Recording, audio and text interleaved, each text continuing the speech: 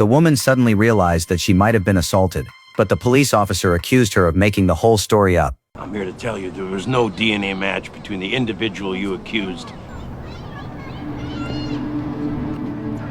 It had to match. Well, it didn't. Maybe if you gave me a list of all the other guys it could have been?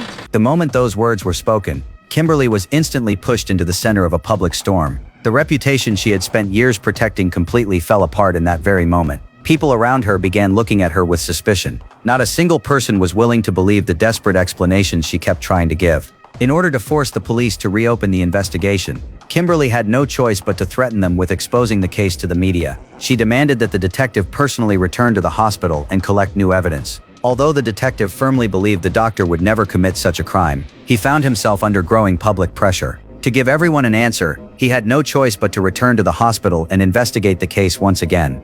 After the detective explained why he had come, the doctor felt the entire situation was utterly ridiculous, yet he showed no signs of panic or resistance whatsoever. Instead, he calmly stood before everyone and fully cooperated. He even allowed another blood sample to be collected without objection. His calm and composed demeanor only convinced even more people that he was innocent. Meanwhile, Kimberly, who had been suffering terribly during this time, kept seeing flashes in her mind of the fragmented memories of the assault she had endured. Those scattered memories gradually became clearer and clearer. She became more convinced than ever that the doctor was the one who had destroyed her life. But what she never expected was that the latest test results were exactly the same as the first ones. Once again, all the evidence indicated that the doctor was not a suspect. Kimberly simply could not accept such a result. She was convinced that there had to be a hidden truth behind it all. But the detective had personally supervised the entire evidence collection process. There was simply no possibility that the evidence had been tampered with. He completely lost his trust in Kimberly. He believed she had mistaken hallucinations caused by anesthesia for reality. In the end, he officially closed the case. Kimberly was once again plunged into complete despair. From that day on, the story that Kimberly had falsely accused the doctor quickly spread throughout the entire town. People who had once sympathized with her began avoiding her. More and more people started treating her as a laughingstock. Kimberly not only lost her job because of it, but also had to endure the judgmental stares of those around her every single day. The constant psychological pressure continued to torment her. Her condition grew worse with each passing day.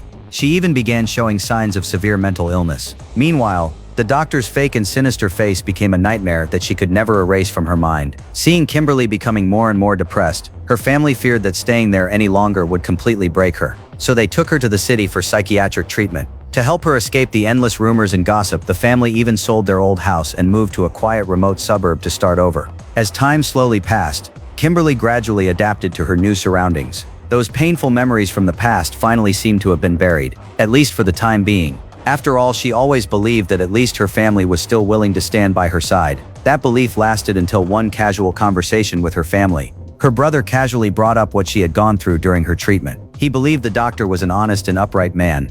He was certain the whole incident had been nothing more than Kimberly's hallucination. After all, laboratory test results don't lie. After hearing her brother say that, Kimberly's eyes widened in shock. She couldn't believe that even the person closest to her refused to believe the ordeal she had described herself. At that moment, she felt both heartbroken and utterly lost. Yet all she could do was silently endure everything. Then on one quiet afternoon, Kimberly accidentally overheard a conversation between her daughter and a friend while they were playing in the grass. We're here.